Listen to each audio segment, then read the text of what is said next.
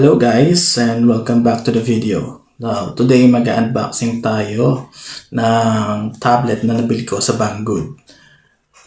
Shoutout nga pala sa Banggood. 1 week yung delivery. Mabilis siya kumpara dun sa expected na nakalagay dun sa app.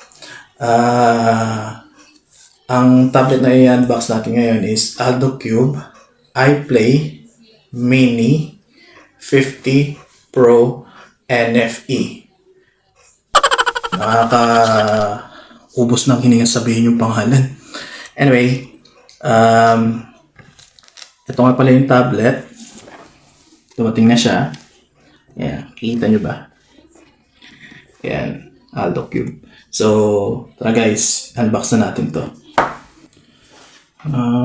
Okay, buksan na natin. Sorry, wala tayong top shot eh. Hirap pagka, gi-isa ka lang gumagawa ng video. Okay. Ayan. May plastic pa siya. Ayan. Plastic siya. Ito siya.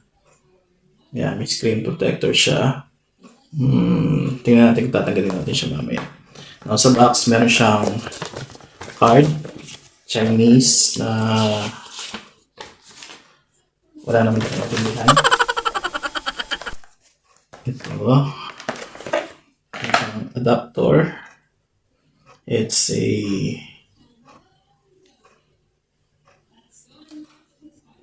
hindi ko alam kung ang adapter nito eh.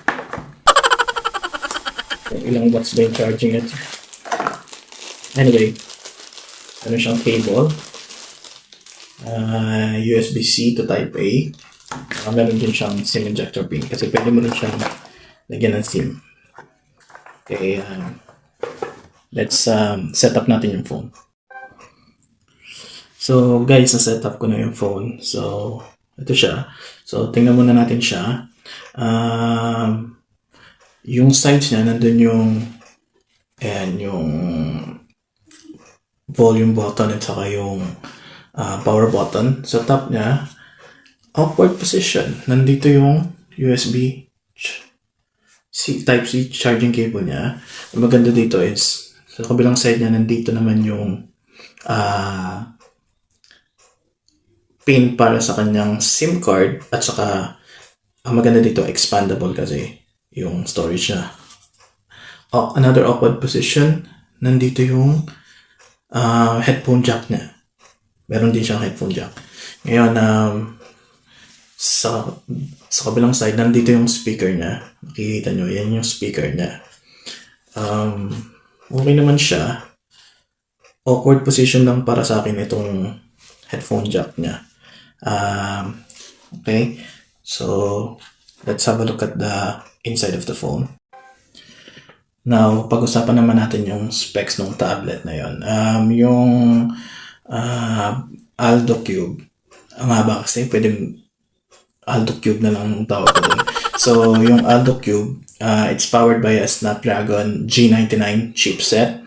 Now, hindi ko ma-download yung Antutu Benchmark niya, Antutu Benchmark app there. I don't know kung nawala na yun or wala na yun sa Play Store. Hindi ko alam kung saan kumukuha ngayon yung mga YouTuber ng Antutu Benchmark app nila. So, chinek ko na lang sa internet. Ang Antutu benchmark niya is nasa 416,194 yung Helio G99 na chipset. Now, yung screen niya is it's a 1920 by 1200 LCD screen. It's 8.4 inch FHD and okay na rin yung screen niya kahit paano. Hindi siya ganun ka liwanag, lalo sa outdoors. Hindi mo siya talaga magagamit sa outdoors pagka ganun ka baba lang kasi sa 394 nits lang siya. So, might as well just like indoor lang siya. The reason kaya ko siya binili is yung tablet na yan is around 122 pounds. Bahala na kayo mag-convert dyan sa peso.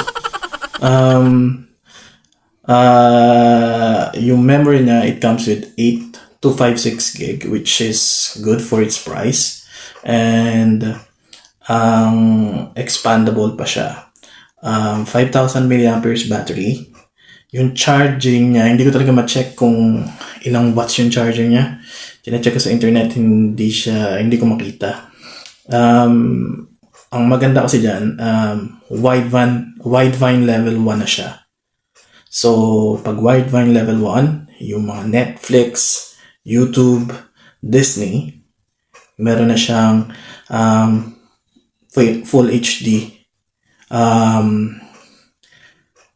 resolution pagka nag-streaming tayo. Yun ang importante kasi sa akin kasi nanonood ako ng mga YouTube paggabi, hawak mo yung tablet mo. Ngayon, other reason kaya ako binili yan kasi meron akong isang tablet which is yung Lenovo P11. I find it too big, too heavy na pag matutulog ka sa gabi, nanonood ka sa tab, pag nahulog sa mukha mo, masakit. So, bumili ako ng mas maliit na tablet para sa akin, saka para sa anak ko, para magamit niya kasi sabi niya rin sa akin, medyo malaki yung tablet na isa. It's almost 11-inch tablet, yung P11, Lenovo P11 namin. Hindi siya masarap gamitin in the long pagka matagal, lalo sa mga bata. So, bumili ako ng tablet na mas maliit. So, mas maganda at mas may enjoy na yung tablet na yan. Ngayon, yung chipset na yan, it's comparable to the other phones. Yung chipset ng ibang phone na Infinix Note 30, saka Blackview Shark 8. So, it's not the most powerful chipset on the market, pero for that price, pwede na rin siya. Hindi na siya masama. Now, testingin naman natin yung mga gameplay niya. Tingnan natin yung gameplay niya, yung Genshin Impact, Call of Duty Mobile, saka yung titingnan din natin yung Mobile Legends, and we'll also look at the pictures. We'll try to take some photos for that budget tablet. Tingnan natin kung anong mga example ng photo na makukuha natin.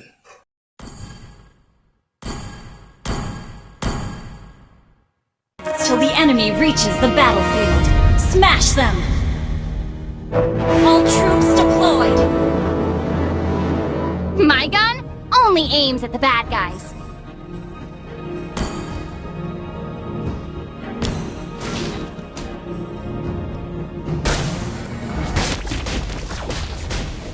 Now I know better. I'm stronger.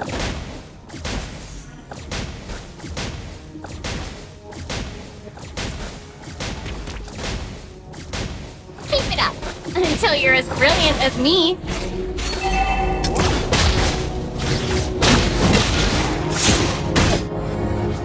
First blood!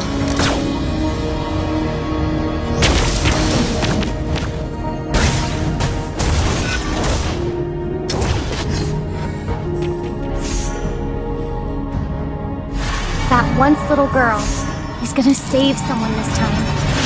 Ah! My gun is still fully charged!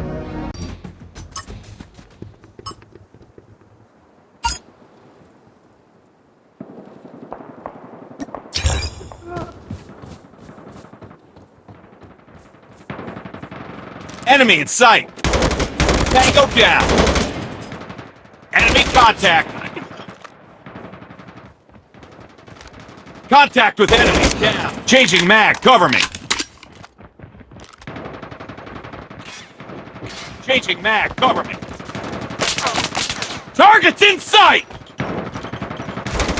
Boom! Headshot! Contact with enemy! UAV recon standing by. Repeat, UAV recon standing by. Enemy in sight! Hunter killer drone on standby. Target's in sight! Reloading! Contact with enemy! Headshot! Predator missile on standby. Target's in sight!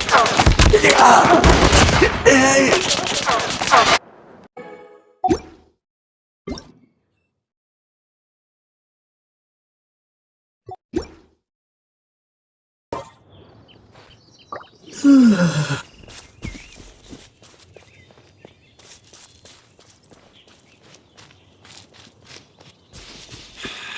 want to go home.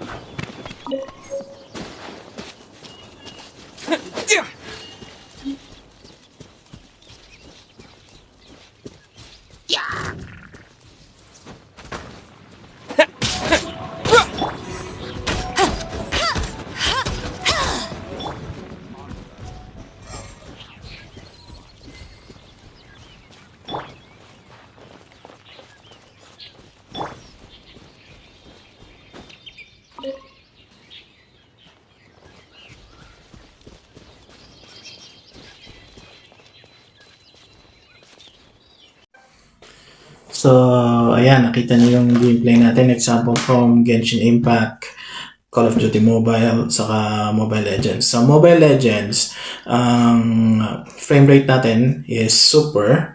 Ang pinakasagad na is graphic is ultra. No, after one rank game, napansin ko, uminit talaga siya.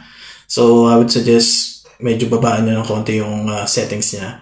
Sa Call of Duty Mobile, ang graphics niya, ang pinakamataas is medium at saka yung frame rate niya is high, which is okay naman. Wala namang masyadong stutter. At sa Genshin Impact, after 15 years of downloading that game, grabe. Inabot na ako na maghapon i-download lang yung Genshin Impact. Tapos ang kukunin mo mga 2 minutes of gameplay lang. ang settings niya, what do you expect? Pinaka mababang settings is low para mag-smooth. Once na itinaas mo yun sa frame rate niya, overclock na siya and sobrang init na nung tab pagka sinubukan mo doon. A couple of things lang na na-noted ko dun sa Alto Cube tablet. Wala siyang video editing because I'm used to yung phone ko na pwede akong mag-edit ng video, pwede kong i-trim. Dun sa tablet ng Alto Cube, wala siyang video editing.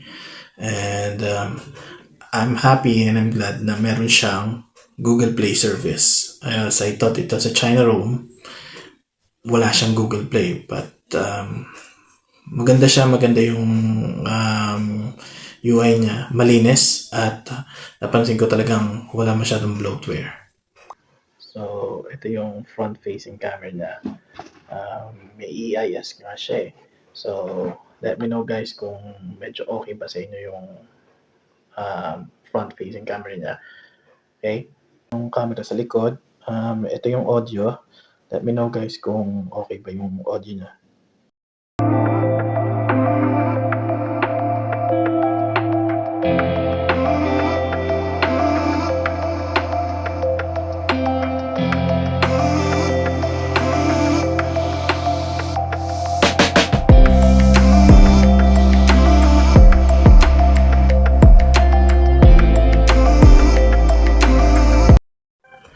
Now, for the verdict, pag kinonvert mo siya, it's around 8,500 pesos. So, that's not bad for the specs. Maganda naman yung phone. Hindi naman siya naglalag. It's a small tablet. Parang iPad mini. Doon siya comparable. Pero, for the specs niya, okay na rin naman siya. Hindi na masama. Meron ka ng Helio G99 na chipset, LCD screen though, it's only 60 Hz. Maliwanag naman siya, okay lang naman siya. Kaya lang, ang problema nga dun sa napansin ko, hindi ka pwedeng mag-edit talaga ng photo. So, pwede ka naman mag-download ng mga app para sa editing. Yun lang, para sa akin, yung chipset na gano'n, so price na gano'n is okay na siya. Wala ka na masyadong hahanapin pa. Yun lang. See you on the next video. Salamat nga pala dun sa nag-subscribe. Just ko, may bagong isang nag-subscribe. Thank you. So please follow, like, share, and subscribe the video kahit sa mga platform yan, TikTok, Facebook, Twitter, X, YouTube. So, see you on the next video. Salamat!